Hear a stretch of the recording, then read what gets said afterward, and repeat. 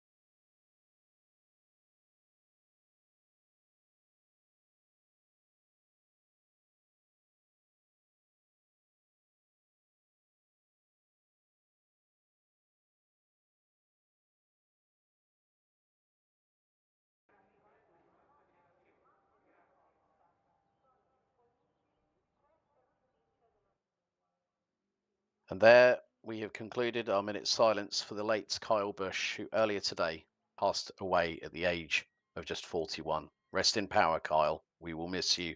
Thank you for the memories. Good evening, everybody. And on a very somber note, welcome along to the Freedom Motorsports Alliance Prototype Challenge Series GTP and LMP2 multi-class.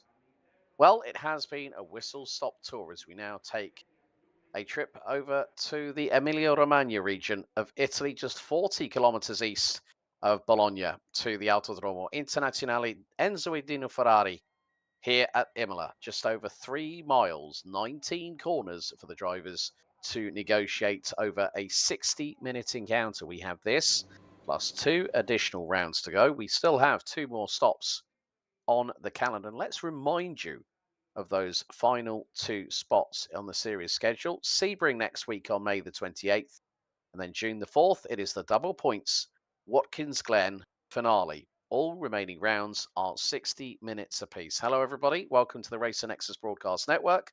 And up here in the global broadcast booth, you join Alex Goldschmidt and Marshall Crocker once again. As a big thank you to our good friends at Cameras for the camera angles here at Imola, trackcams22.com.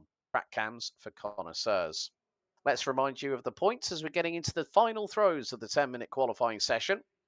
And Brock Morris and Anthony Jenkins, 7 points apart coming into this round. Well, they are not here tonight. So who is going to hit victory lane here in the Emilia-Romagna region of Italy? Jay Davis rounds out the top 3.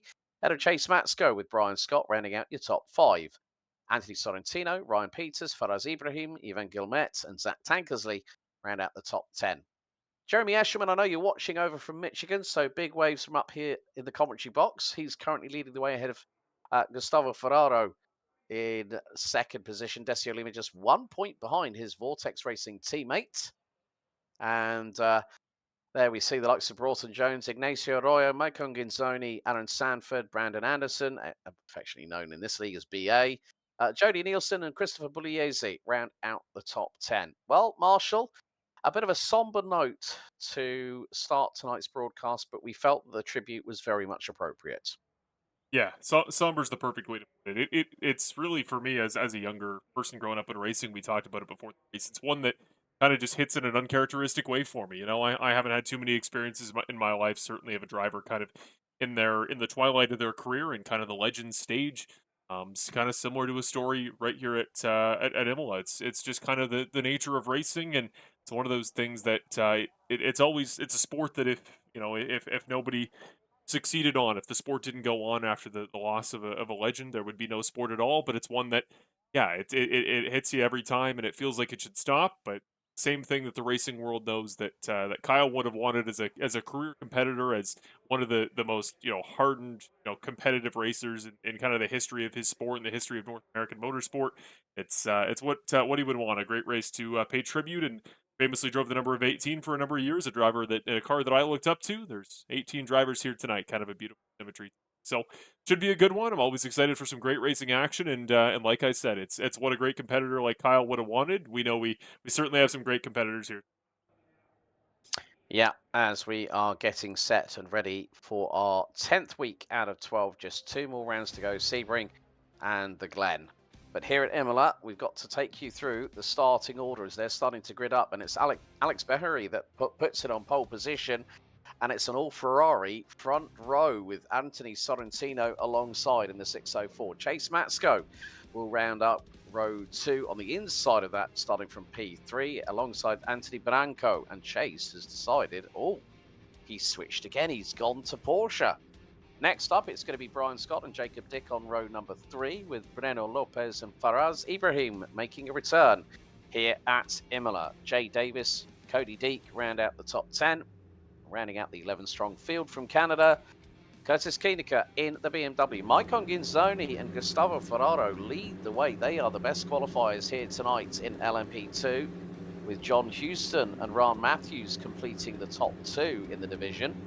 Decio Lima, Matt Mars, Jacob L. Williams rounds out your 18-strong field. And as you rightly said there, Marshall, Kyle always ran with the number 18. So I think here tonight, 18 cars on the grid. It seems like a little bit of kismet, as they say, that it was meant to be. Fate had brought that into prospect. But 60 minutes here at Imola, elevation changes, tight chicanes, room for overtaking, and of course that good old back marker traffic situation that we're going to see maybe in the first 20 minutes of the race. Very possible. Yeah, it's a very tough track and very specific sections to pass in. Like many areas, it does turn into kind of a single file sort of roller coastery section. You're more worried as an individual driver about just your line. You want to make sure you're running smooth more than you're worried about other cars. But when you get on the front stretch, when you get in certain areas with long straightaways and hard braking opportunities, you always have hope for a pass. And one guy I'm going to keep an eye on to the outside of newcomer Alex Berry in the 083. Mr. Anthony Sorrentino in the 604. He's a car that he's always competitive. He's a great raw talent, natural driver, and he runs in a variety of different series. I know he's been doubling down on his prep, on his concentration, on his focus, and he's always an attack-first guy. I know that from racing with him. Very curious to see if he tries anything. If he can get a good jump here on the opening lap, expect him to be a guy that can shake up the order right from the start.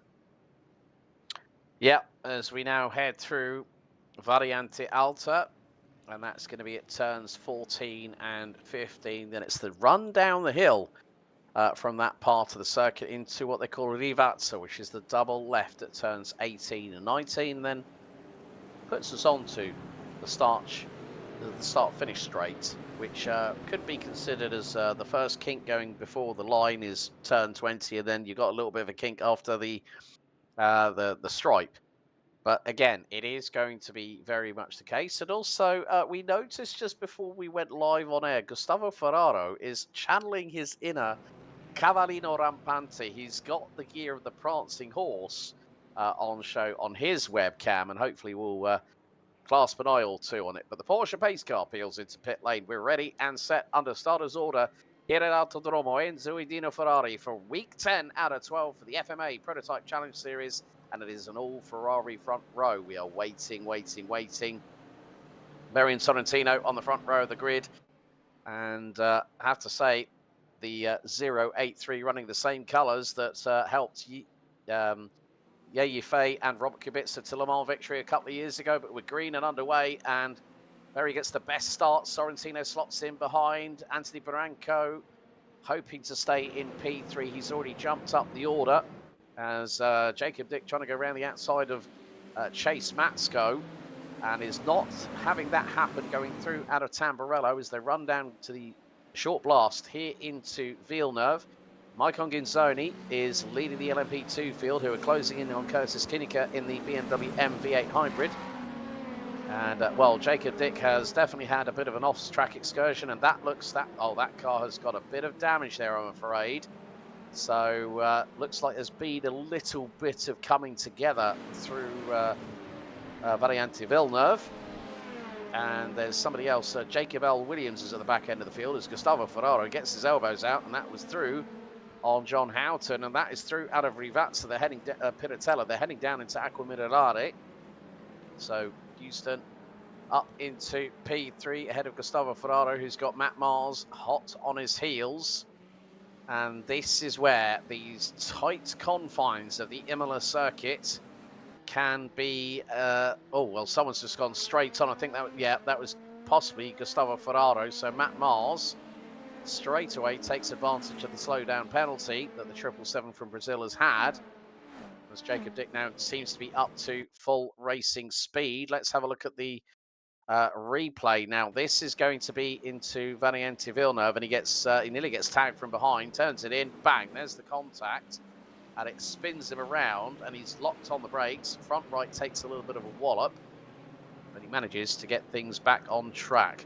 Just going to want to see from the inside of his cockpit there, because there is some damage to the right front there, Marshall, of whether the Bell States Esports car has got his steering all tracking true, but he looks like he's back up to full racing speed, and he's oh, and that's the replay from earlier. So on board, turns it right, turns it left, turns it right, and in the meantime, he's closing in on Koenigsegg for position. Looks like we've had Matt Mars has got a slowdown penalty, but Jacob Dick going around the outside of Toza on Curtis Koenigsegg, who nearly gets sideswiped by Maicon Ginzoni.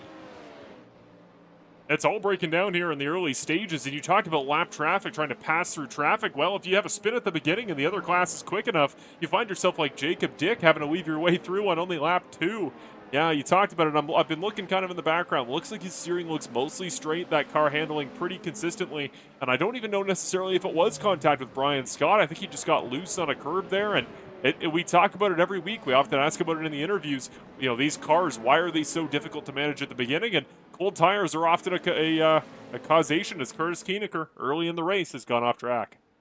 Yeah, and that was off of Variante Alta, so those have got very, very high curbs, and Curtis Koenigsegg with the mechanical black flag has to tow to the pit lane. At least it wasn't a long tow thereof, as Jacob Dick now closing in on Cody Deek in the 829. And also, I think, who's that in front? Is that Jay Davis? No, I don't think so. I'm not 100% sure. No, there is Jay Davis in that wonderfully liveried Cadillac V Series R. So Cody Deek, the 829, is holding on to 9th spot at the moment, as Jacob Dick is chasing down, heading into Variante Villeneuve. And you can just see he takes a little bit of a trip through the gravel, and Jacob Dick to the outside here at Toza. That's a brave maneuver, and he's done that again. Jacob Dick just finding the pace and finding the traction around the outside, which is unusual at this course in these GTP cars. It most certainly is, but if you're good enough on the brakes, you can kind of make a pass anywhere, Stick. I think the pace advantage from Jacob Dick to a lot of these cars towards the back of the GTP field is going to be pretty large. It's pretty consistently number 2 all day on pace, but the guy that was holding them off pretty comfortably, Mr. Alex Berry there in the pre-race, and oh my goodness, what a start there for the 083 car. Only 4 minutes into this race, he's already built himself a 3.5 second gap over Anthony Sorrentino. He's taking a page out of Brock Morris's book, that's for damn sure, as Sorrentino is it's Cavallino Rampante, the prancing horse 1-2, but there's been drama in the background. Decio Lima's got a slowdown penalty. John Houston up to 2nd. Maicon Ginzoni now 3rd. Who was the driver that I spotted? Was a little bit further back, because someone definitely was on the receiving end. We're going to have a look at the Racer Nexus replay. So this is Maicon Ginzoni heading down, and it was actually ahead. I think that was Cody Deek. And Maicon Ginzoni has to slam the anchors out the back of the LMP2 car, which allows Decio Lima to get through, and then John Houston with a big lick of speed goes around the outside of the Brazilian to take 2nd away. So we're going to have a look at the replay here. So Cody Deek, just hits the brakes and the back end swaps. I don't think he even turned left. I think he turned right there, but I think it's more keep the car in a straight line, do the traditional, stop in a straight line, then turn the car. Well, what the car did was well, you've hit the brakes too hard. I'm going to swap axles, and the back ended up where the front should be. Yeah, well, certainly did. That was a pretty trademark rear lock, but I got to give huge credit to Mike Gisoni. He avoided contact there with Cody Deek. He just locked it down. He knows he's the leader. He didn't try to dive out of the way to the right and put himself in the wall. Locked it down, held it safe, didn't take any damage. He falls back to third. With the pace he had in pre-race practice, I would not be surprised at all if he can make it back up to his teammate Decio Lima, who, don't forget, he's deep in the title fight, and his title rival at Jeremy Eshelman, he's away there in Michigan. Hi to Jeremy, but could be a big night for Decio Lima, who you said pre-race, he's only 1 point behind Ferraro for second. His teammate not too far then behind the championship lead in LMP2 is Jacob Dick now, tracking down Chase Matsko and his journey back to the field. Yeah, and let's have a look at the lap time from the number 15 car. His last time was a 33.5. He's just done a 33.5 again.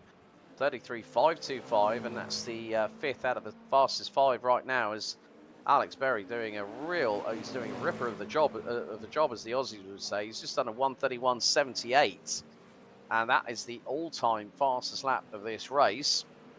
And more to the point, well, looking down the order in the LMP2s, Maicon Ginzoni, fastest of anybody, is here we go. Now this time it's to the inside of Toza that Jacob Dick decides to put on the attack on Chase Matsko in the Monster Energy Porsche 963 Hybrid, and into Piratella. Jacob Dick forces his way to the inside.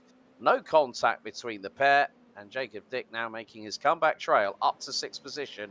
Good job so far by the number 15 Bell State Esports Porsche 963. See if I can see there on the side. I think I've diagnosed the Monster Energy scheme there. On the side, you see the trademark 54, the Joe Gibbs Racing Xfinity 54. This is the very same scheme that Kyle Busch won the majority of his Xfinity races in. It's trademark 54 car in NASCAR's second series. A cool last-minute tribute there for Chase Matsko before the race. I know he's often the Ferrari guy. He's often running our favorite Kimi Räikkönen Alfa Romeo, but really cool tribute livery there tonight by Chase. Yeah, chapeau to Chase for doing that. That's a real nice way to honour a man who had multiple successes, not just in the Craftsman Truck Series, but also in the ARCA Series as well. So a real shame that we've lost such a great character. And obviously there's a lot happening, because obviously, if anyone might remember, a couple of years ago, Kyle Larson attempted to do the Indy 500 and then the Coca-Cola 600 back-to-back. And this year, it's Catherine Legg who's going to be doing that. She qualified 27th for this year's Indianapolis 500. Alexander Rossi not taking part because he's, I think he's either fractured or broken a lower limb on his gas foot. So unfortunately, the man who won the Borg Warner Trophy a few years back, I think 2018, if I remember correctly, is going to have to be watching by the sidelines. But nevertheless, Jacob Williams not having a great run at the moment, as he's going to have a little bit of a stumble, and that is through the gravel at Toza. Kicks the dust up skyward. Oh no, actually that's out of Rivazza, and then spins it on pit road entry. He was very, very lucky that car did not hit the barriers there. I love Jacob, one of my teammates on Monday for Iron Horse Motorsports. I know for a fact he said last minute, I'd love to run on Thursday. What should I run? What should I get to terms with?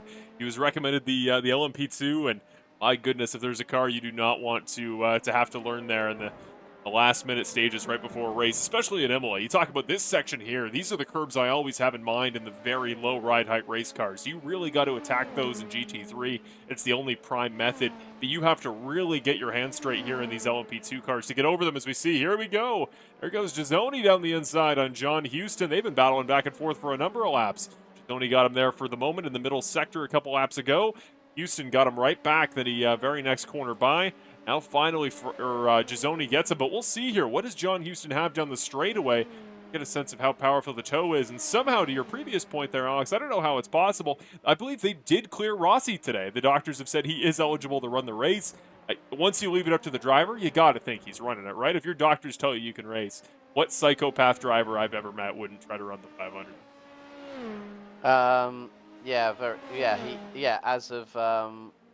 Cleared for, right.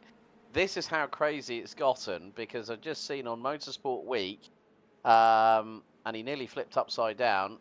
Small procedures on ankle and finger. and as of 4 hours ago, Alexander Rossi will take his starting position on this year's Gainsbridge Indianapolis 500. A race that that's always been on my bucket list. There's a few people that I know that are going to be going there. Well, one of my friends actually is part of the team there at IndyCar. Shout out to DJ Clark. I'm not a jealous individual by any stretch of the imagination, because the Indy 500 is one of the races on my bucket list. That is for damn sure. Well, and keep in mind, he's not just taking his spot on the starting grid. He's taking front row middle. It's not like he's going to be hiding. You put that Oh, car on man. P2.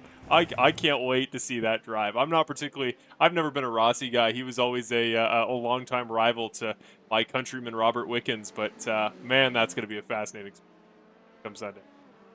Yeah, shout out to Robert Wickens. I had the opportunity to meet and interview Robbie a couple of times as, Cody Dean has just got off the track at Rivazza, straight in front of, that is going to be, I think, is that Decio or is that Maicon? I can't, it's Gustavo Ferraro. You know what the Brazilians need to do?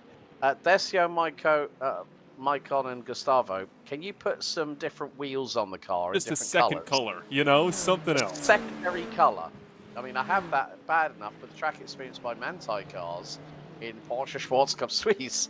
And at least the good thing was, the first thing I did, first pit lane walk on the Thursday at Portimao, I went to every single car on the Manthey pit lane and found out which cars had which mirrors. So thereby, I can make sure my spotter's guide was ready for all future rounds. So that's a good thing. But yeah, guys, if you could do that, that'd be greatly helpful for us in the commentary. Well, holy cow, do we have a battle here for second through fifth? Look at this pack of cars that still maintains after about 12 minutes of racing. E2 here, Anthony Sorrentino. It's an Anthony and Anthony doubleheader here because it's Barranco, my Monday teammate there in P3. And I think he heard your great feedback there. He ran the Rebellion Racing livery in the LMP2s back at Le Mans. He's come back around. I have a source that says he's doing it again today in the GTPs as somebody's gone off. I believe Cody Deek finds himself in the wall. Cody's not been having the greatest run, unfortunately, the 829 Porsche 963, and it's going to be Variante Alta that is Deek's nemesis. Turns it in. Oi! Those tyres are going to be overheating so much. I mean, looking at the track temp, we've got nearly 92 degrees Fahrenheit, 72 degrees Fahrenheit air temp. So we're looking at 33 degrees centigrade, humidity 63%, cloudy overhead. Yeah, well played, Anthony Branco. Put the Rebellion Racing livery on a Porsche 963 hybrid. You get my 2 thumbs up on that one. But yeah, this is a great battle between Sorrentino, Barranco, Scott closing down in the FMA number 85. Then we got Breno Lopez, another one of the Brazilian contingent in the number 17 Ferrari. So he is trying to chase them down, but he's about 1.2 seconds behind Brian Scott. But look at this. Alex Berry has pulled away to the tune of 11 seconds, and he is flying at the moment in the 499P number 083. Just next level dominance. We're 15 minutes into the race. He's got an 11-second gap. He's running 131.7s every lap. Nobody's gone under 132.5. This is next level pace from Alex Berry, a gentleman I'm not familiar with. I've never seen him in one of the other FMA prototype GT3. I don't watch much of the NASCAR stuff. I'm not an oval guy, but not a name I'm familiar with. But my goodness, is he making a strong name for himself in his debut, as the best often do. Yeah, you get one that no one knows anything about and then comes in and just puts it on pole, and by minute 15 he's 11 seconds up the road and climbing when he's doing a low 32.0 at the moment, and he's put in the fastest lap of the race of 31.784 as we run on board with Brian Scott. As this could be an opportunity. Can he get through on Barranco? It's the run down to Variante Alta. Scott to the inside, bumps over the sausage curbs, and still manages to get through. But Breno Lopez got an off track. He was late on the brakes, was the Brazilian in the Ferrari, and just shortcutted the second half of the chicane, and that just caused him to have a slowdown penalty. So that gap is going to go up again. He's got to serve it very quickly as well, and he has done through Rivazza. the double right-hander at turns 18 and 19. And now all that work that he's just done, that's been undone through that mistake, he's got to go for it again. But here is the inter-team battle. Vortex Racing duo, Decio Lima ahead of Maicon Ginzoni. And Ginzoni wants that lead back. He doesn't care about the fact that his teammate is in the battle for the title with Jeremy Eshelman. He wants to try and see if he can get through, and he dives to the inside, and Decio did not want to fight that at all. He knows that I'm in it for the longer game. Just let Maicon go out there, run his own race. Sometimes that is the better strategy. Cool. Yeah, most certainly is. Looking at the lap times, the pace delta right now between Maicon and Decio. Decio's running good times, but Maicon he's almost a full second per lap up on pace. Sometimes you take the L and you say, all right, this is the inevitable. You like to do team orders when it's close, but this race currently is not that. But keep an eye here on John Houston, a fellow newcomer. He's turned the wick up in the last couple laps. He's starting to get a little more competitive in this battle. He has any chance of tracking down Maicon, a guy that he went back and forth with there for a couple of laps. He's going to need to get by his teammate Decio Lima pretty darn quick. And again, Decio's fighting in the title battle. He does not want to lose any unnecessary points, especially to a guy making his debut. Yeah, that's one thing. As Cody Deek continues onward, and it looks like Curtis Koenig has come back out onto the circuit, but he is being lapped. Well, he's actually now 4 laps down. But he's still going to, I mean, credit to Curtis realistically here that he is still trying to get a handle on the BMW M V8 Hybrid, one of the trickier cars to run here in GTPs. Oh, Breno Lopez had to check up on him right there going through into Tamburello as Chase Matsko closing in on Jacob Dick. And then they've got, look at this, the gap between Faraz Ibrahim and Jacob Dick. That was 2 seconds. It's now down to just under 8/10. So Jacob Dick, the last lap was well over 4/10 of a second quicker per lap on average. So Faraz, another countryman of yours from the land of the maple leaf, from good old Canada, has just lost out the position because Faraz just went out of Tozer, 2 wheels on the grass, and it slowed the car down significantly enough that both Jacob Dick and also Chase Matsko could get through, but Jacob now starting to pull away from the number 26 as they go through Acqua Minerale. Last week, we finally saw the streak broken as the first pit stop of the day today for Gustavo Ferraro. He pits 18 minutes into the race from P5 and LMP2. Yeah, our first non-caddy winner of the season last week, the Porsche of Jacob Dick, took the win there at Silverstone. So we'll see today, will it be a third new manufacturer? The Ferrari of Alex Berry looks to be in dominant form, but we'll see what these Porsches back here can do. Barranco and Scott are running strong pace. Of course, they're right behind Sorrentino, and here's the run for Barranco. Let's see what he can do into turn 1. Yeah, as he now finds himself down into, well, currently now in P4 as he gets very close as they come out of Variante Villeneuve. And then it's going to be the run up to Tozer. Well, it's the run out of Tamburello now into Villeneuve. Of course, the chicane named after the late great Gilles Villeneuve, who unfortunately died during a race back in the early 80s whilst running with Ferrari. I think if I remember correctly, it was Dijon at the French Grand Prix where he tragically lost his life. But good to see that at least Italy doesn't forget some of its fabled heroes, and that is including Gilles. Most certainly. I love like global international tributes like that, paying honor to a countryman from many miles away.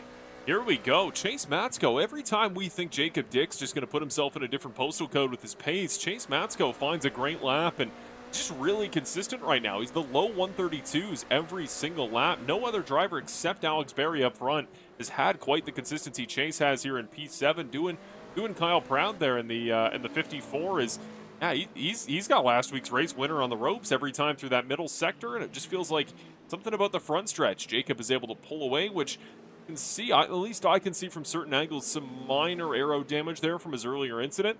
Doesn't seem to be affecting him enough that he can't get a really good run here off the final turn and straight down the straightaway. Matsko, though, somebody to keep an eye on. Yeah, apologies. It was not Dijon. It was at Zolder for the Belgian Grand Prix, having a collision with Jochen Mass in the Belgian Grand Prix of 1982.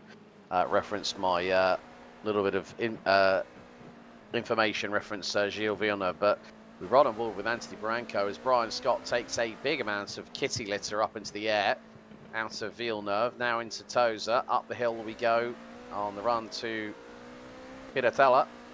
Looking forward to actually visiting this circuit in person in a few weeks' time because of my jet setting travels. Of course, my jet setting travels aren't happening for another week because I'm remotely commentating this weekend. And then I realised what time I've got to be up. And basically, in less than 24 hours, I'll be commentating on the Xiaomi China GT Championship, which will be taking place at Ningbo International Speed Park this weekend for their second round out of 5. But again, look at that, Brian Scott getting very, very close to the back end of Sorrentino in the Ferrari. That gap is less than 0.4 of a second.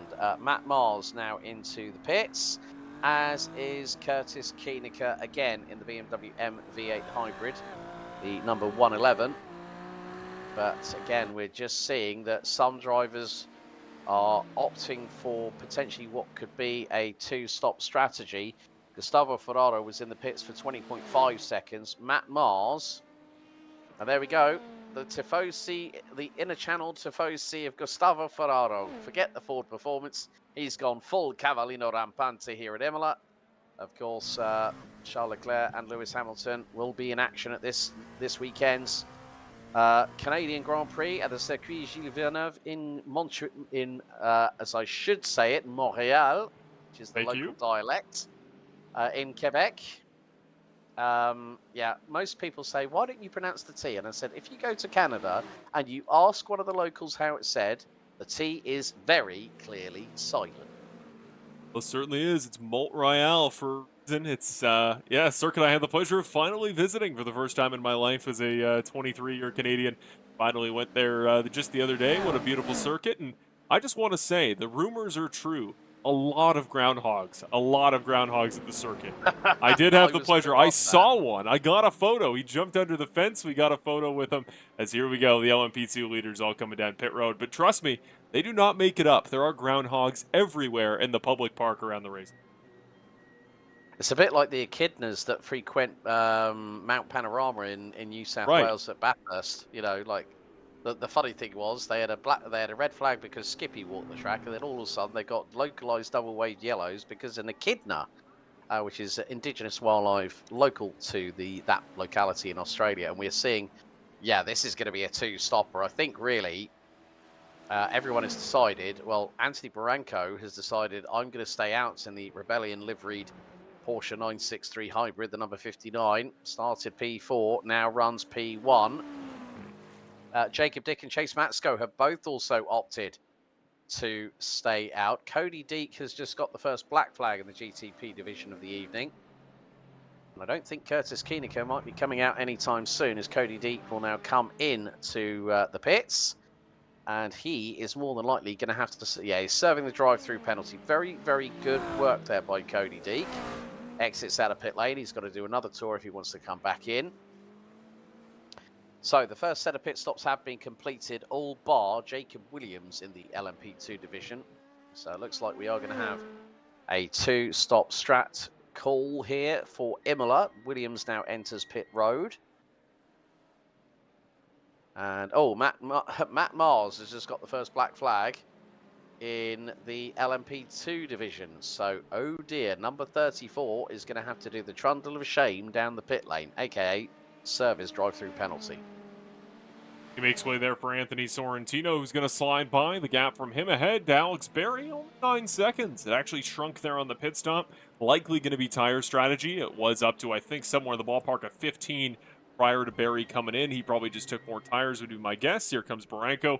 He's always finding an extra lap of fuel somewhere. It's one of his great talents as one of my teammates, but I would have had a clean sweep a few weeks ago on Monday GT3. I forget one track. I would have led every lap from pole, and one lap I didn't lead, and it's because he's somewhere found an extra gallon in the fuel tank. He's often capable of doing it, and don't forget, it can really affect strategy in the late stages. 2 laps in the late stages of a race, that's a lot of time filling up in the pit stop. That can make a difference for a late race undercut. Yeah, as Alex Berry retakes the race lead, gets through on the 1:47 of Mike Gonzoni, so puts the LMP2 class leader down a lap. And, well, Sorrentino gets out, but Barranco is on the move, and he's not that far behind. Here comes, here comes Barranco. So Sorrentino, 16.83 seconds in pit lane. That's why the gap has come down to around about that 9.9 second mark between first and second position. Matsko comes out behind Brian Scott, and, well, that was the case of Brian Scott just getting through on him with pure straight line speed.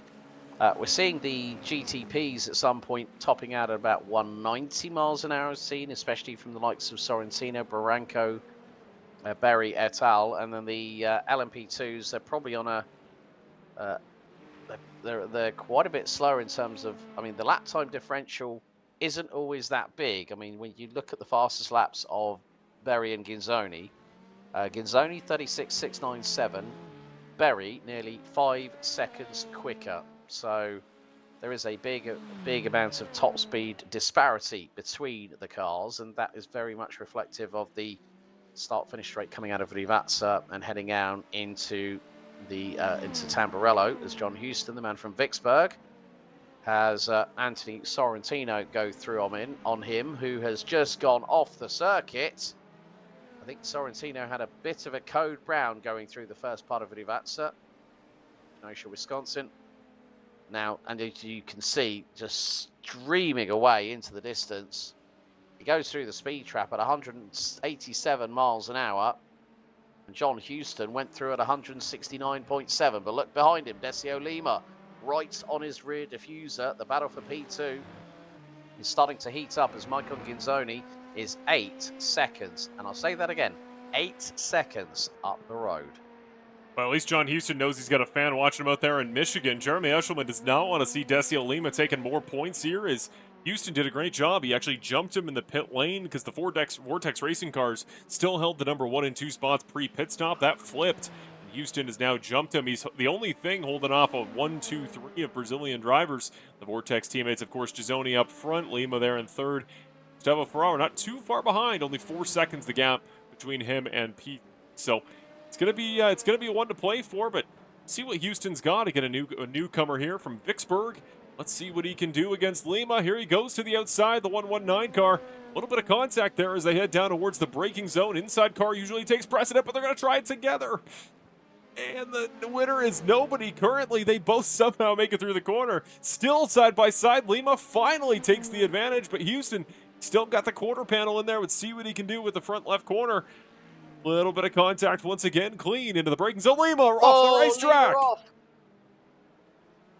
Lima off the circuit, and that was a bit too close for call, I think, for both of them, because Decio Lima went straight on. He was trying to actually also, I think, serve that slow. Well, he went straight on, and John Houston, I think, just missed his braking point completely.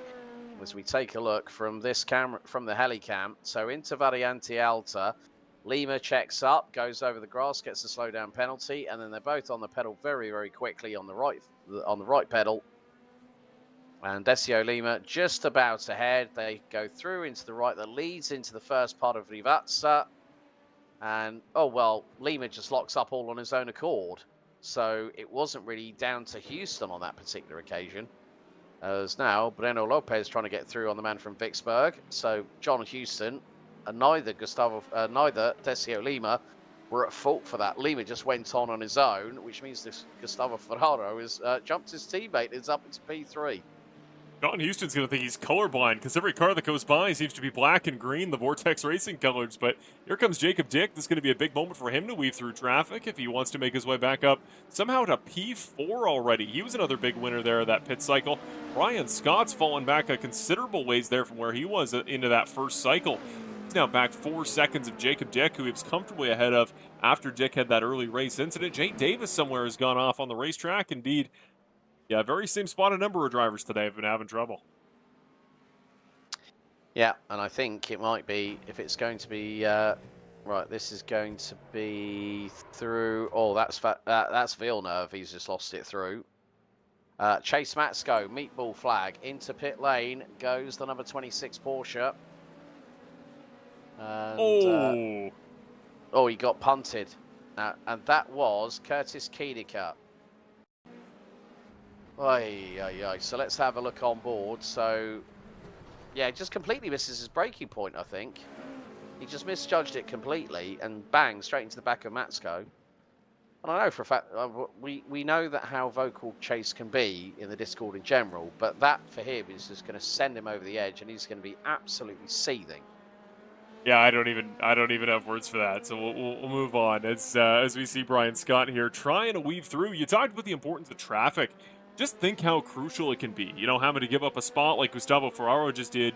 You're trying to take your line. You're through that first section where there's really one good racing line. You can't really fit two cars in comfortably through a lot of that first sector. Having to check up for a GTP car passing in your braking zone, that can be 5 or 6 tenths, but clearly Ferraro's making it up easily, as here we go, the 777 car is taking the advantage after Lima and Houston got together. Says, all right, I'm battling in that title fight just as much as Decio. Let's see if I can pick up the pieces here. This could be a huge result for one of our favorites, the 777. Yeah, Gustavo, definitely great to have him. When, you know, he's picked up his first LMP2 class win this series as well, so he was absolutely over the moon and told me that my Portuguese was getting better on that particular evening. But that was a moment I think he'll never forget, and I know for a fact that his family and his friends will have been watching. And Gustavo, look at how calm he looks. One-handed it. He's one-handing it down the straight, and this gives the drivers a bit of an opportunity because it is right-hand kink after right-hand kink, then it's left, then put both hands on the wheel, Daddy-O. So he manages to get a little bit closer. That gap between him and John Houston is less than 0.4 of a second. Now, he will have the opportunity, and I think it could be, if he just tees it up nicely through the rest of the circuit, just hits his marks, don't overdrive the car, and you can see how calm his steering, just by, folks, we don't need an onboard for this. We can actually see it in the bottom right-hand corner of our screens, how calm and how cool his steering inputs are. They're not forced, he's not flustered in any way, shape or form. He's just calmly making sure that he puts enough steering angle in to rotate the car through the corners. And Decio Lima is about 2 seconds behind. Meantime, Jacob Dick now through for what is P5 because there's been a problem. Breno Lopez, it looks like, might have hit trouble just a second ago. No, Jacob Dick loses it coming out of Tosa, the place where we've seen outside overtakes, inside overtakes from the number 15 from Bellstate Esports, as the man from Toronto, Faraz Ibrahim, in that very brightly coloured number 97 Porsche, still runs in P7, but Jacob Dick did lose a lot of time to Breno Lopez in what has now become the battle for P4 overall after Chase Matsko's big incident with Curtis Keenecker, and I would not be at all surprised if Keenecker does not come out to race for the remainder of the 28 minutes that we have got, or maybe make that 26 minutes that we've got left. But Chase Matsko, he'll want to come out of that pit lane, but he's been in for about the same amount of time as Curtis Keenecker in pit lane, and I'm wondering if Chase has decided, well, that's going to be my duff round for the series. It's very possible. Very possible, yeah. You at a certain point in this series, the best of the best in GTP are so consistent. It's not like a lot of other series where attrition can get you all the way back up to the podium. With how good this series is at the top end, once you have a big incident like that, you're kind of down for the count. Jacob Williams going to head down pit road here once again under his own power, but I know he's fighting some long-term damage there to that LMP2 number 15 car. Get up here a little ways. Breno Lopez just took it off track. He's going to have to serve a quick slowdown. So it's all to play for. I think the consistency that we were seeing from a number of drivers, including Breno Lopez and Gustavo Ferraro, really starting to fall apart here in the late stages. You know, a lot of guys haven't taken tires yet. They're still waiting on that second pit stop, or maybe never to take a new set of rubber. So these cars are going to get harder to manage. The tires go away, but the horsepower doesn't. So don't be surprised if we see some more attrition here late in this race. 3 guys that I think are pretty much locked, set in stone right now are Alex Berry there up front, Anthony Sorrentino and P2 in the GTPs, and Mike's own Gizzoni, since he had that early incident, I don't want to jinx it because he's already had a little bit of trouble earlier today. Since he got back at P1, he has set sail. That gap to Houston, 17 seconds from the front of the second class. But the big thing is the battle for P2 really heating up, because they do say that 2's company and 3's a crowd, because Decio Lima has been closing on teammate Gustavo Ferraro. Here we are with the 119 from Vortex Racing Brazil, and he is closing that gap. It's down to less than 4/10 as the gap between Ferraro and Houston seems to be on a pendulum at the moment. And moment there for Gustavo Ferraro. Decio Lima to the outside at Toza. Gustavo doesn't really fight it. Or does he? No, not quite. But now the good thing is the 2 Brazilian teammates can start to pull each other along and try to close in on Houston and maybe lock out the top 3 overall for the Vortex team. Would be nice, but yeah, this back and forth is killing them. Since that initial move that Lima made on Ferraro, they've already lost over a second to Houston. So it's what I talk about in that first and second sector. This track is truly like a technical roller coaster. There's only one line through the majority of this racetrack, and once you get offline, once you start missing apexes because of side-by-side battling, that's where your pace goes to die. We'll see what Houston can do here with Lima now tracking him down. I think Decio's had the slight advantage on raw pace to his teammate, that being Ferraro, not Gizzoni. Gizzoni's flying. But 136s are hard to run right now. In fact, Gizzoni up front of the field, he isn't often doing it. He's mostly spending today on the 137s. Lima, though, he is pretty consistently finding himself in the 136s. I would be ready if I'm Houston in that number 04 car. Yeah, and also the fact that with regards to, Cody Deek's got another off track as John Houston trying to expand that gap between himself and Decio Lima, the man from St. Louis, Missouri, in the 829, still doing what he can. And I have to say, Cody Deek, despite the fact that he's had more dramas than you can shake a stick at here tonight, he's still keeping on trucking. He's still going around the circuit. He's learning about the car. And that is a good bit of a modus operandi to have here, which is, okay, I might not be the brightest spark behind the wheel of a GTP, but you know what? Damn it, I'm going to learn as much as I can around here at IMOLA, because that is a true test of, learning your racecraft and improving all the time, every single lap, knowing where you're going wrong on your braking, on your throttle input, on your steering. And he's had a lot to learn, a very, very steep learning curve for Cody Deek. And don't never undersell just how much you can improve in any race car. I've seen in a lot of open wheel series I used to host the stories of where some drivers would come in, how much room they need to improve, not just to be fast, but to complete 2 laps in sequence. You really can improve at such a rapid rate in these race cars. And you make a great point there, Alex. This IMOLA, hard curbing, technical sections, hard braking, a lot of blind corners, crests over hills. This track has a little bit of everything, and it's a great learner's experience for that reason. Now see Gustavo Ferraro coming down pit road for likely his final time today, and he's got to find a little bit of something here in the late stages, because remember, he's in that title fight with Decio Lima with championship leader Jeremy Eshelman off as Jacob Dick somewhere on track just had a bit of an issue. And Brian Scott has just been slapped with a black flag. Right, meatball flag for Jacob Dick. It looks like the comeback trail has come to an abrupt end. It's out at... Brian Scott's got nowhere to go and tags the left front. The steering is broken. That's just heartbreaking. Yeah, for that to be the thing that pushes you over the edge, that's why you got to be so careful with your off tracks, because you never know when something out of your control is going to happen. You make the great point. You can see a little bit of a steering abnormality there in the steering column for Brian Scott. So just heartbreaking stuff. And Jacob Dick, a day that's been tumultuous to say the least for our defending race winner, gets a little bit worse. Right, the man from Kenosha, Wisconsin, Anthony Sorrentino, in the 604 Ferrari 499P comes in for the final time just before the 20-minute mark here at IMOLA for round number 10 out of 12 for the Freedom Motorsport Alliance Prototype Challenge Series. Don't forget, Monday nights, they're always running with the old GT3s, as our very own Marshall Crocker does like to go behind the wheel on that one. But then enjoys the bands that we have up here in the Global Broadcast Centre every Thursday night when we're here for the Prototype Challenge Series, as the man from Spanish Fort rejoins and has got to be very, very careful as here comes Faraz Ibrahim, and who he just about nips in front of. I'm loving the kind of delivery that Faraz is running on the Porsche. It's got a little bit of everything. It's got a bit of flare on the front, and then some bright yellow on the top of the roof.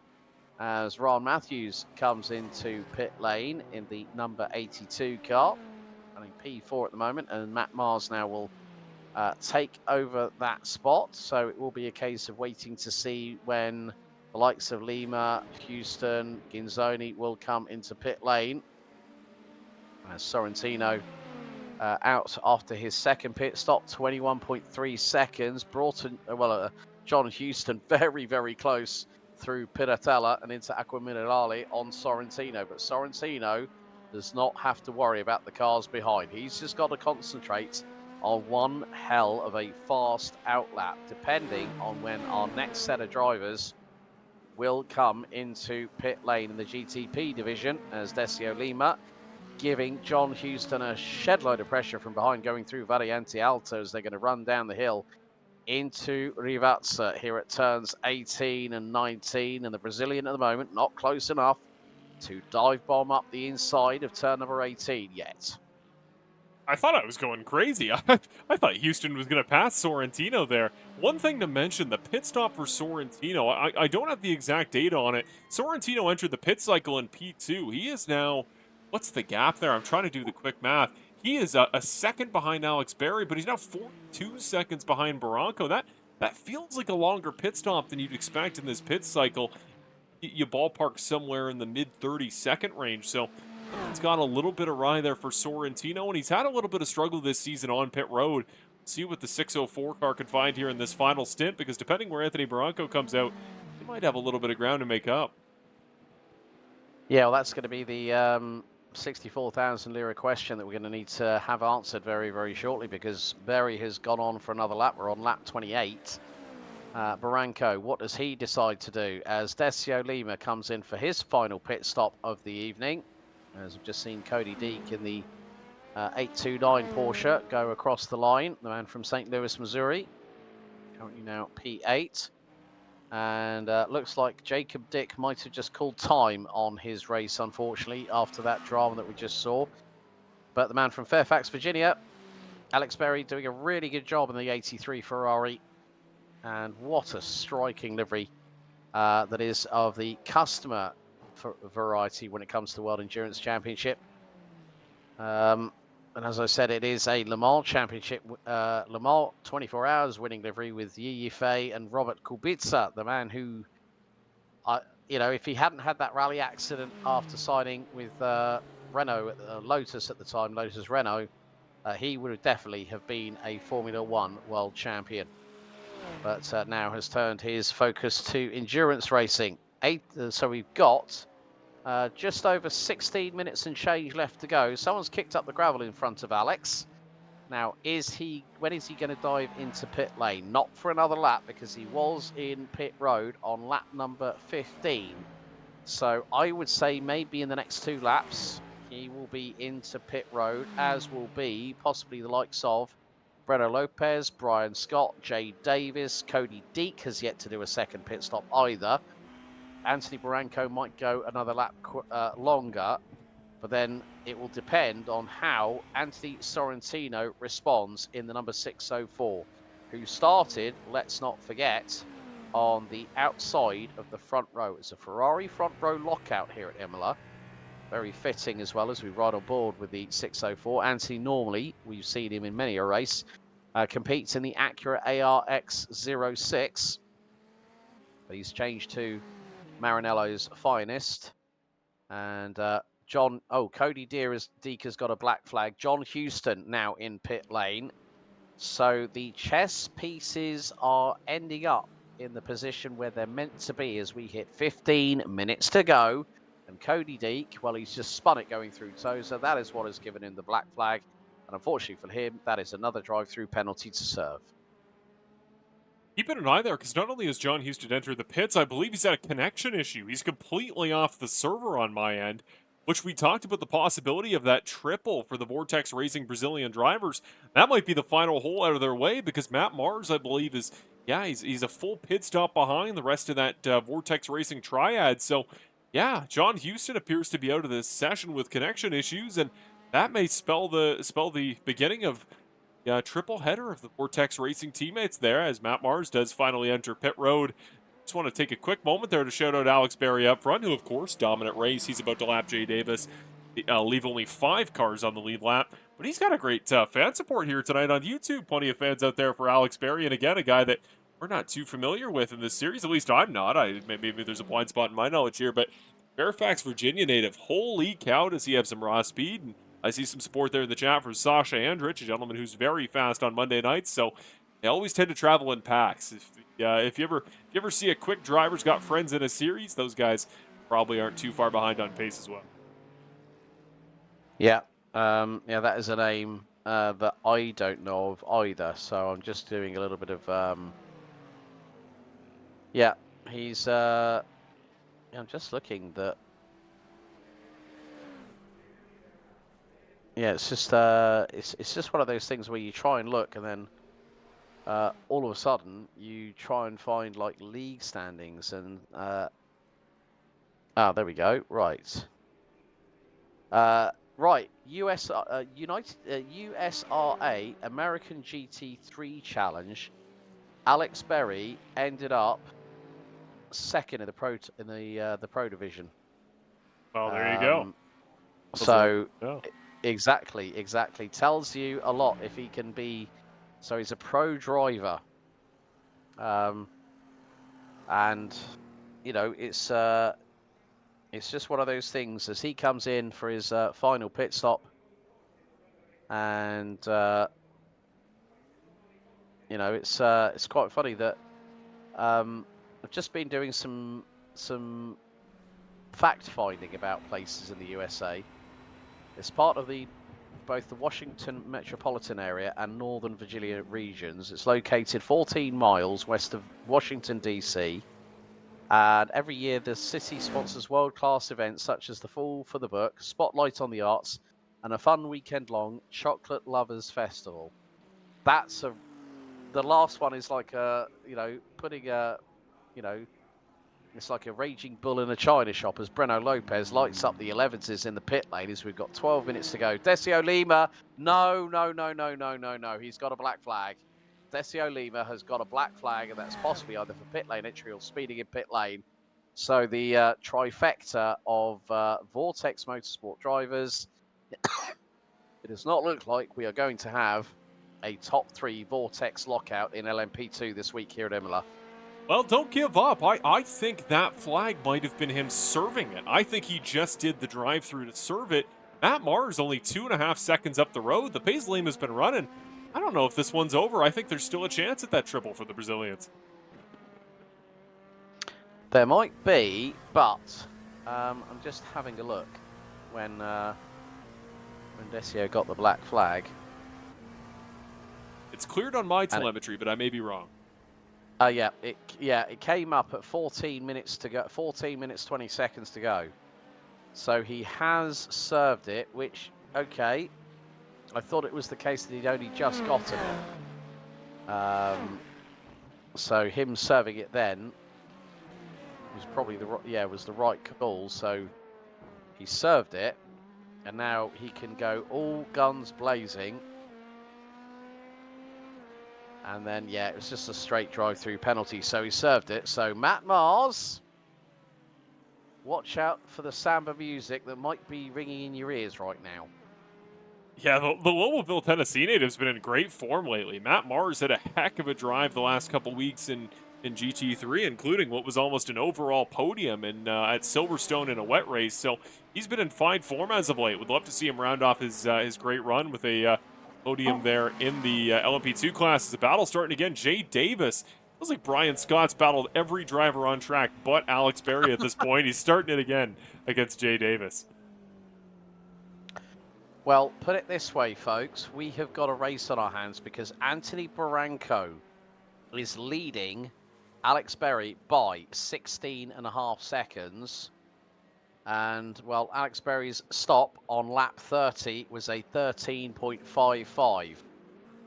Now, bearing in mind, you're probably looking at about 45 or so seconds, and Barranco dives into pit lane. Okay, here comes the races. He Oh, almost hit the the ball. tail wags on the dog as he stops it right on time for the pit lane speed limiter into pit road. And Alex Berry is going to come out of Rivazza. He is going to retake the race lead.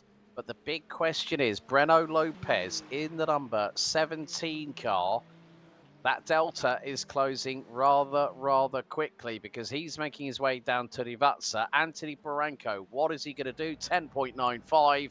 And Barranco lights up the rear tyres into pit road. He's now going to be crawling.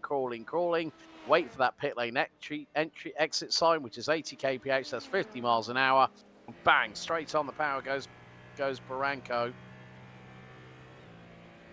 And the big thing is, the biggest loser, I'm afraid, is Anthony Sorrentino, who's just put in his fastest lap of the race, a 1 minute 31.974.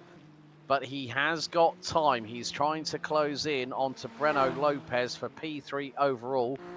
The man from Kenosha, Wisconsin, definitely on a charge. Barranco gets a slowdown penalty. Matt Mars, you have just cost yourself a podium, my friend, because he's got off track at Tamburello and he's just picked up a black flag and he's just returned to garage. Right, let's see what happens here. And that is Decio Lima, I think. Mars just tank slappers. That's a tank slapper all on his own. I think because he straight away thought, yeah, I haven't got anyone behind me. And all of a sudden, here comes Decio Lima. 2 is inside. Mars goes left, then goes right, spins the car around. And I don't think there was any, it didn't look like there was any contact looking at the rear view camera. Let's have a look on board with the 34. Turns it in. Oh, I think he did that to avoid Lima. That's an organic snap oversteer there. Yeah, I thought maybe some net code just because the kind of the international difference in ping there with the Brazilian driver, but no, that was clean as you like. Just a quick loss of control there on the brakes. And one of those things, these guys towards the later stages, the best way you often feel to find pace, you bump your brake bias up a little bit sharper to give yourself a little more front turn in to find pace. But that looked to me like a car that was just balanced on the knife's edge a little bit too far forward. Had to grab it and just, it's so easy in these LMP2 cars to overcorrect, to go the other way to try to give yourself room. It's one of those things that I know it can turn on a dime, but you got to treat it like you're driving a boat sometimes. You got to keep your hands nice and steady. Make sure that you let the car point it in, give it a suggestion of where to turn the front end, but if the back is going to grab it, that's up to the car. You got to feel that, let it do its thing, and that's why it's so tough to make moves side by side. Lima, clean as you like. He poked the nose in. I think had it been a clean entry there for Matt Mars, there wouldn't have been contact. He would have just tucked into the corner. I don't think Lima would have made contact. It would have been clean, but unfortunately for him, Matt Mars does find himself out of this race now on pit road. Does not seem to be leaving. So there you go. The triple, we prophesized it earlier tonight. Triple of Brazilian drivers has finally come to pass as the Vortex Racing teammates hold 1, 2, 3. But don't forget, championship battle implications here in the late stages. If Ferraro slips up, that could be valuable points going away, but the way this season's... Oh, that is Sorrentino in the background. He's just spun it. Oh, the chase for the podium is over, unfortunately, for the 604 Ferrari. And it was through Variante Alta as the man from Kenosha, Wisconsin. I'm going to have a look into there. Bang, on the curbs, and it spins the Ferrari around. See the frustration there on his camera. That's one that just... And I'm honestly kind of surprised we haven't seen more issues in that section because it's a hard braking zone. The car, the front and the back don't have balance yet. The tires still have load in the as you're on the brakes. You have to be braking well hard on the right to make that first bump work, and it's so tricky, so technical. You got to be so patient, and unfortunately, at time IMOLA is going to bite Sorrentino. Yeah, well, and there he goes again. I think the frustration is quite clear to see, and maybe the tyres might have been overcooked a little bit after that first spin through Variante Alta. And it just goes to show the frustration when it kicks in at that late stage of the race. The adrenaline's coursing through your veins. Meantime, Breno Lopez is now charging, and I'm looking at the lap times. He took 8/10 out of Anthony Barranco, so the Ferrari has got the legs in comparison with the Porsche in front of it. And that gap for the first time in a long while for P2 to P3 has just dipped under a second. We've got 4 3/4 minutes to go. Alex Berry about to start lap number 36 of the race. So looks like we are very shortly. Yeah, we're on the bubble. I think we might have 3 laps to go because Alex Berry just did a 32.3. So we are on the cusp of this, including this lap, which will be lap 36. So I think we'll be at a total of 38 laps come the checkered flag. Breno Lopez is really starting to ramp up the pace, and in the words of Spinal Tap, he's cranked the volume up to volume number 11. Headlights ablaze on the 499 Vortex Racing Brazil Ferrari. And how about this? Imagine that Breno Lopez gets a podium in GTP for the Vortex squad. So Anthony Barranco, you've got to make that Porsche wider than the back end of an 18-wheeler articulated lorry on a 6-lane highway, my friend. That's a great, well put reference there. That's an analogy for the ages. Yeah, Breno Lopez. Imagine a 4-car night on the podium for Vortex Racing. It's hard to do in racing, but when you have 2 classes of 3 cars, the math works out.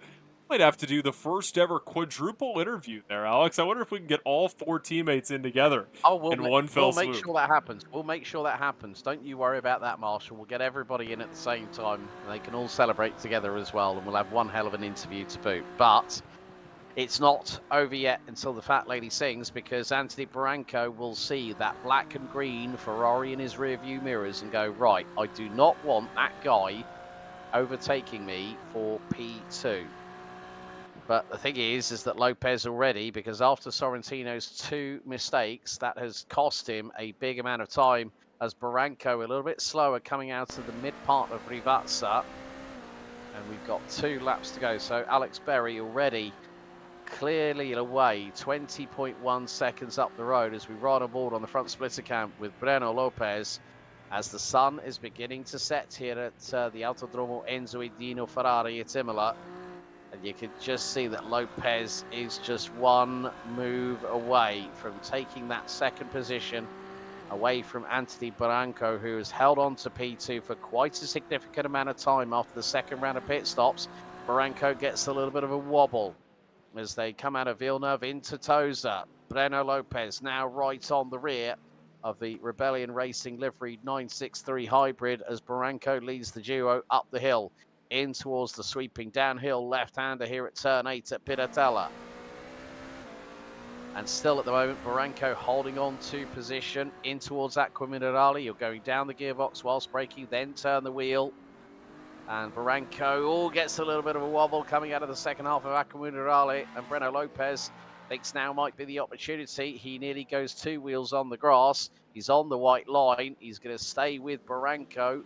Barranco runs a little bit wide coming out of Variante Alta. Now it's the run down the hill into Rivazza. Look at the run that Lopez has got. Headlights ablaze on the Ferrari. And into Rivazza we go. As we... Barranco's just gone straight off and he's caused himself a black flag.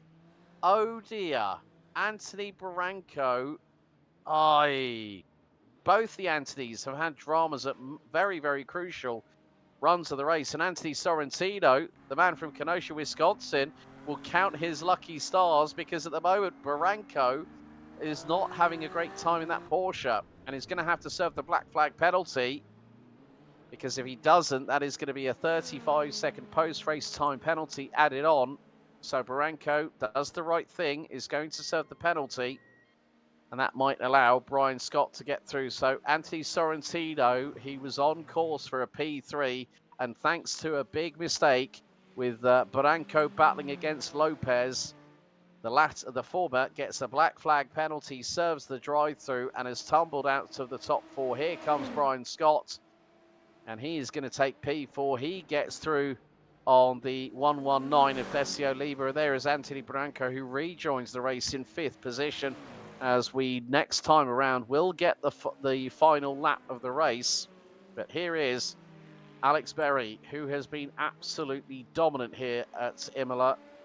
It's going to be close on time. 4, 3, 2, 1. It's the checkered. Berry wins here at Imola with a dominant display as Ferrari becomes our third different manufacturer to take a win in the Freedom Motorsports Alliance Prototype Challenge Series. The first 8 rounds went the way of Cadillac, then the might of Weissach with Jacob Dick at Porsche last time out, and Alex Berry rules the roost for the Cavallino Rampante here at Imola, and Maicon Ginzoni picks up another well-deserved win, but more to the point, it is going to be a 1, 2, 3. Breno Lopez takes P2 for Vortex Racing in GTP. We still have a few more drivers left to go. And here he is, Anthony Sorrentino comes across the line. P3, Ferrari 1-3 on the podium here in GTP. Gustavo Ferraro takes second. And that is going to be a real sigh of relief for the 777 driver. Still got a few more drivers to come across the line. Brian Scott takes P4 in GTP, and he will be closely followed by Anthony Branco. Jay Davis has already crossed the stripe and takes P7. And well, here is Decio Lima. It's a 1, 2, 3 lockout for Vortex Racing Brazil. And in their language, muito parabéns to them, and to also Breno Lopez. My goodness me, what a race we've had, as Alex Berry has done a lap of honour here at Imola. I think he might have thought he was quite close on the wire when it came to the time itself, but it was 38 laps completed, and now he's going to light up the rear tyres on the 499P for the fans in the grandstands as the Cavallino Rampante dominates here at round 10 at Imola. What a display from Alex Berry, a true consummate professional. And that was just a heck of a drive there. I start to finish, I couldn't believe the gap he pulled there in the early stages. Obviously, newcomer to the series, you never know what to expect. Don't say he was coasting there at the end. Ran the fastest lap of the race, a 1:31.42 on his final lap of the night. Just excellent effort there by the newcomer Bear.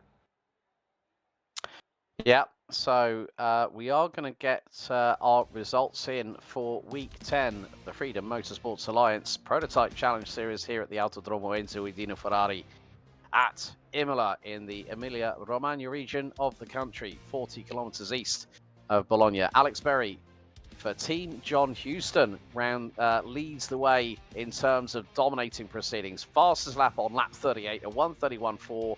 He puts pole position and led every single lap of this race. What a dominant performance. And Vortex Racing have more than 3 reasons. They've got 4 of them to celebrate here tonight, as Breno Lopez in the 4.9. It's a top 3 for Ferrari on home soil. Breno Lopez takes P2, Anthony Sorrentino P3. Who would have thought it? The Italian manufacturer dominates at its home circuit. Breno Lopez, the hardest charger, with 5 positions gained. Brian Scott and Anthony Branco, close but no cigar for the 2 drivers in the top 2 Porsches. Faraz Ibrahim, Jay Davis round out the finishers ahead of Cody Deek, Jacob Dick, Chase Matsko, and Curtis Koenig rounding out the running order in the GTPs. And then we go to LMP2. It's a top 3 for the Vortex Racing team. Esports Brazil, Maicon Ginzoni, Gustavo Ferraro, and Decio Lima round out your overall podium. Pole position and fastest lap go to the race winner, Maicon Ginzoni, with Decio Lima, one of the hardest chargers. Ron Matthews and Matt Miles round out the top 5 ahead of John Houston. Jacob L. Williams bringing up the rear of the field. But now it's time to go to our FMA post-race interview show. And first of all, let's bring in the man that dominated proceedings in the 83 Ferrari, Alex Berry. Welcome in. Can I get a copy? Copy. Well, firstly, welcome to FMA and the Prototype Challenge Series. You ruled the roost with an iron hand there, winning by nearly 25 seconds. Great job, by the way. Thank you, thank you. So, what made you join us here at FMA, first of all? Because we've been waiting for some new challengers. Of course, Anthony Jenkins and Brock Morris, our usual top 2, aren't here tonight. What was the impetus, and who was the one that sort of brought you along for the ride? It was Sasha, actually. He knew I loved like GTPs, GT3s, all of it. And so I think he hit me up earlier this week. He was like, I think you'd like this league. Come run with us, have some fun. So I was like, all right, I'll check it out. And I saw it was IMOLA, and IMOLA is one of my favorite tracks. So I was like, I have to. Well, I have been looking up some information. I think you were in the USRA GT3 American Series where you finished P2 in the Pro Division back in 2025. Am I correct in saying that? Yes, sir. Throwback.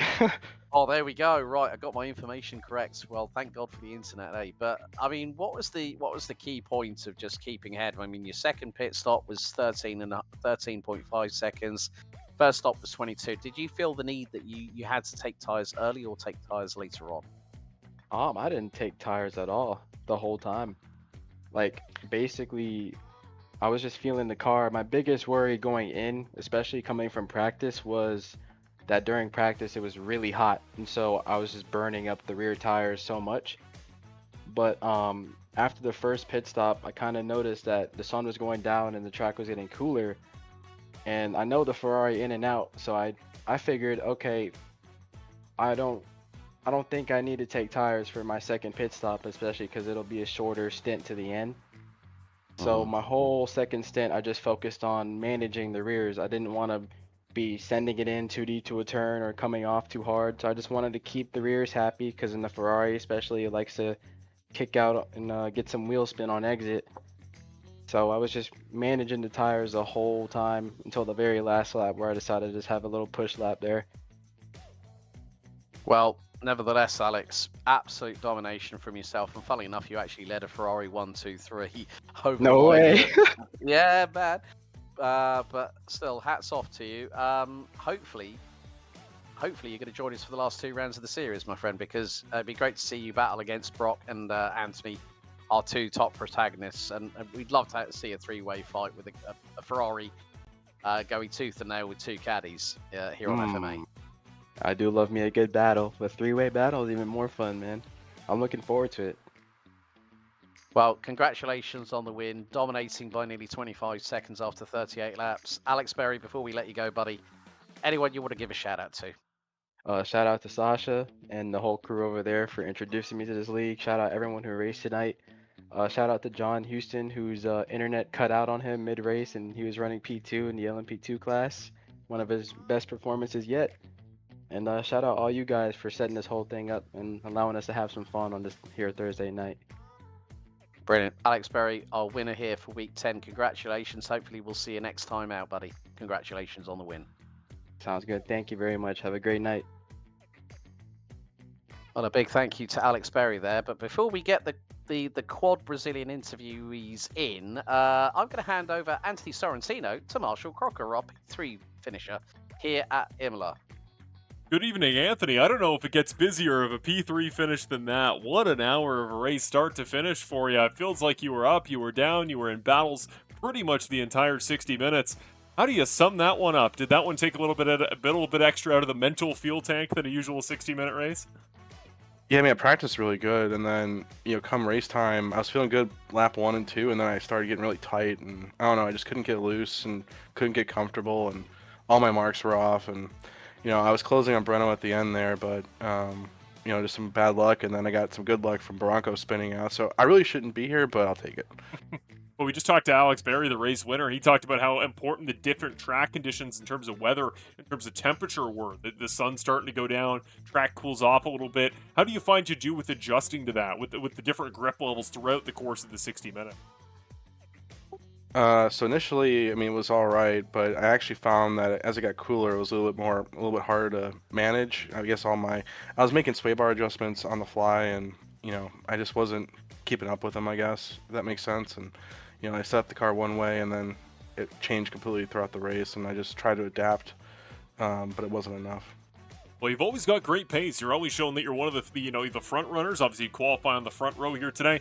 You come home for a P3, and with 2 leagues left in the calendar, do you feel like there's more on the table? Do you feel like there's more you want to aspire for, or are you just looking to keep it on the podium, to keep it in this area down the stretch? I just want to make life hell for Jenkins and Morris. That's the end goal. I love that. Come on, we got to spice all the title fights out right now at FMA. We got a ton of battles coming down to the finish for championships, and they're not fun if you don't have guys to break it up. So I love to hear that. Love you playing spoiler, Anthony. I'm sure we'll talk to you sometime down the stretch, the form you're in right now. But anybody at home for tonight want to give a shout out to or thank for your big finish? No, just obviously you guys for the broadcast, the league, and it sucks what happened to Busch today. It's kind of rough, and have IMOLA on the calendar with another, as you mentioned, like a kind of a bookmark track for what's going on today with Senna losing it here, and just kind of a rough day overall, man. Heavy hearts. I couldn't agree with you more. Thank you, Anthony, for tonight and for running a great race and for the kind words. Because I know it's a tough day for a lot of race fans. Made a lot of impact, and like I said at the top of the broadcast, great competitive racing is I'm sure what Kyle would have wanted. And gosh darn it, you guys put that on tonight. Great race, Anthony. Thanks, guys. Take it easy.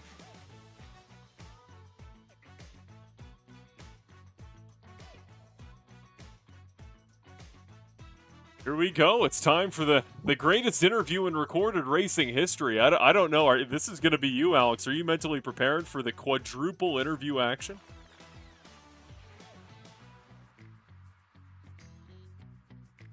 We may have lost Alex Goldschmidt. My goodness, would this be a crucial moment to hang on, don't worry, I'm still Thank goodness.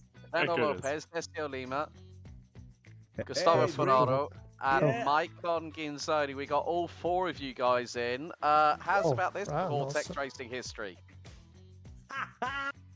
Awesome. Everybody here. What is that? Desio, firstly, we have to come to you. Apologies about what happened last week, because you did send me a DM on Discord saying that all my family was watching. Well, at least I hope they are now, my friend. I don't know. Like, first of all, good night, guys. It is. Can you guys? Yeah, I can hear you. Can you guys hear me? Okay. So yeah, like last week I was like, I sent messages to my son in Brazil, my wife, everybody, but I totally get it. You guys was running out of time, and but today it's more than special. We have triple Vortex podium. Top 3 in LMP2, and we've got Breno doing P2 in GTP. I mean, how's about them apples? I mean, my goodness, we were calling the trifecta, but I didn't factor in about the fact of how good Breno was going to be tonight. So, I mean, Desio, Gustavo, firstly to you guys. I mean, obviously bringing up the last two steps on the podium for LMP2. Desio, let's go to you. How are you feeling? Because it was a bit of a pendulum swing from time to time. People getting black flags. You got one at about 14 minutes to go, then served the penalty, and then all of a sudden Matt Mars got a black flag and then parked it in the pit lane. It was like, right, the Vortex top 3 in LMP2 is game on here tonight. Yeah, like first of all, thank you guys for this amazing stream. Like every single race, all of us, we watch, and then you guys do such an incredible job. I hope you guys keep doing with our FMA. And yes, like unfortunately I didn't have so much time to train. I got a couple of tips with a very fast driver that calls Gustavo Ariel. But I know Gustavo. Yeah, I know Gustavo now with Verstappen.com Racing, formerly Team Redline. Yeah, and he's a quick guy. On the training on 40 degrees, he was doing 33.9 pace. He was insane, but I couldn't practice. I got the tips and then whatever, but Sunday I got on board with work and whatever. Mature life, but anyway, it was not frustrating. It was I was agonizing here, like I was excruciating in pain on my wrists, and then I did so much mistakes. The black flag was awful, but anyway, I'm here with my team guys, and this is amazing. If I'm not wrong, good. Yeah, if I'm not wrong, it was supposed to be to do this the exactly same thing here, but in Interlagos.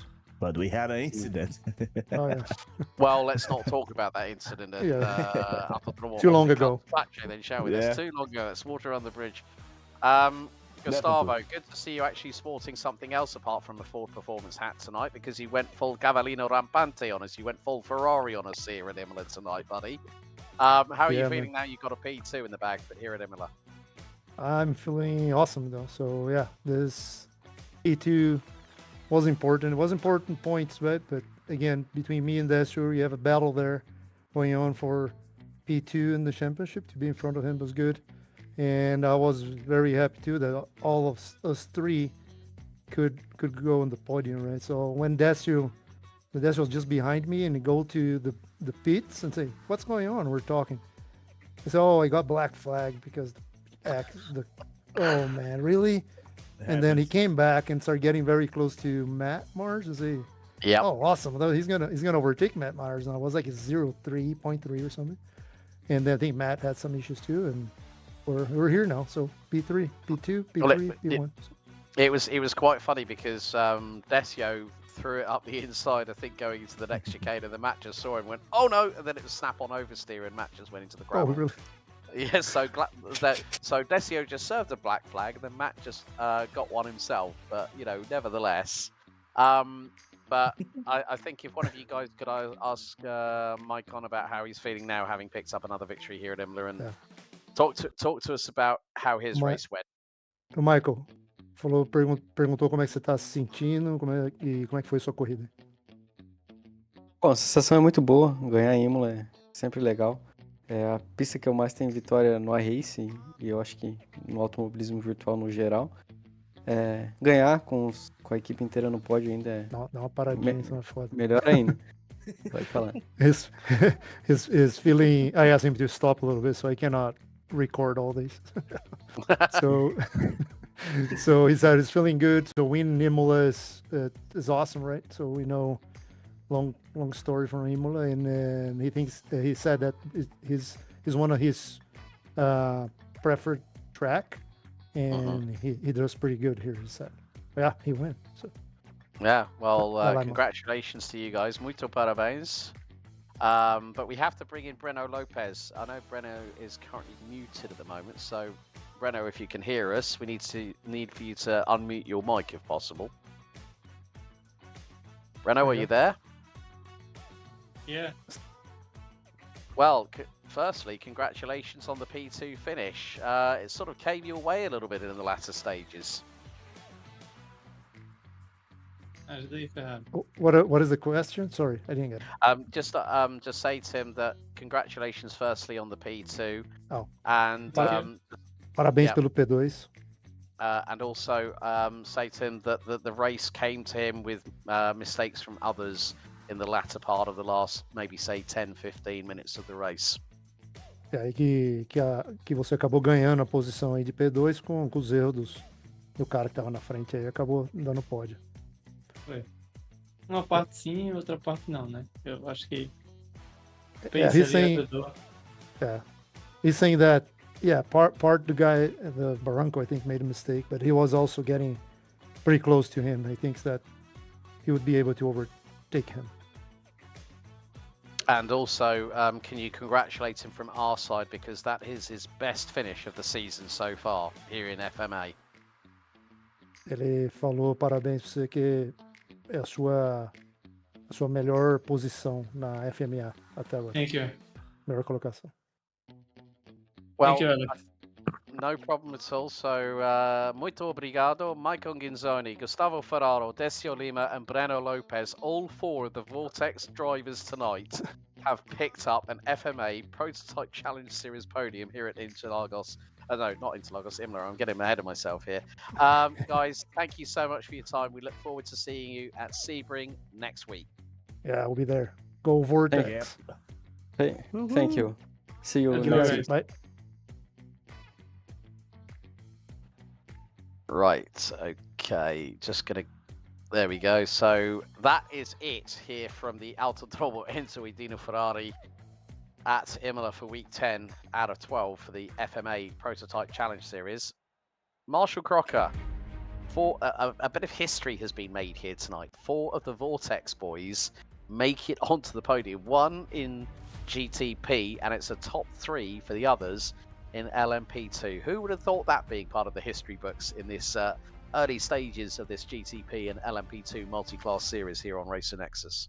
Well, honestly, with the pace they've had all season, we can't be completely surprised. They've done such a good job, putting out good pace in qualifying. It's just been the execution. There's always one guy that seemed to have the off night. Tonight, it just clicked. They rolled with the punches. Obviously, 2 of them needed it for championship fights, but that's pretty cool to see history being made there in FMA. I don't think, and we got multi-class series, all over the place. Obviously, there's 3 on Monday nights. I can't remember a team even having 3 drivers put it on the podium in class, let alone 4. That's next level. But we come down towards the end of the season. It's what happens when preparation meets good fortune. That was pretty cool. It was cool to host a party at the end of the broadcast. Indeed, and that wraps up our coverage live here on the Racer Nexus Broadcast Network, live on YouTube. A big thank you to everyone that has watched tonight. A big thank you to TrackCams22.com, TrackCams for connoisseurs, who provide us as realistic a broadcast as you will have here on the iRacing service. A big thank you to our friends at Apex Sim Racing Shop. And if you haven't yet got a cheeky little discount on all purchases from Apex Sim Racing Shop, head to the referral link down in the description below. Use the coupon code RacerNexus, 5% off all purchases. And if you are in the Charlotte, North Carolina area this weekend, well, you might have the opportunity to not only visit the NASCAR Hall of Fame and also to Charlotte Motor Speedway for the Coca-Cola 600, but also the first ever Sim Racing Expo USA being hosted at the Charlotte Convention Center the 22nd to the 24th of May on Memorial Day weekend, right by the NASCAR Hall of Fame. A brilliant event. Some of the biggest manufacturers of sim racing equipment from the globe have ventured to this particular place in North Carolina to really up the ante about how sim racing is exploding in North America and also in Canada. Well, that's it from us here at the Global Broadcast Centre. From myself, Alex Goldschmidt, and also by my side, as always, Marshall Crocker. We will see you same place next time as we head to Sebring International Raceway for the penultimate stop on the Freedom Motorsport Alliance Prototype Challenge Series here on Racer Nexus. Until next time, race hard, race fair, and if in doubt, well, you better go flat out. We'll see you next time.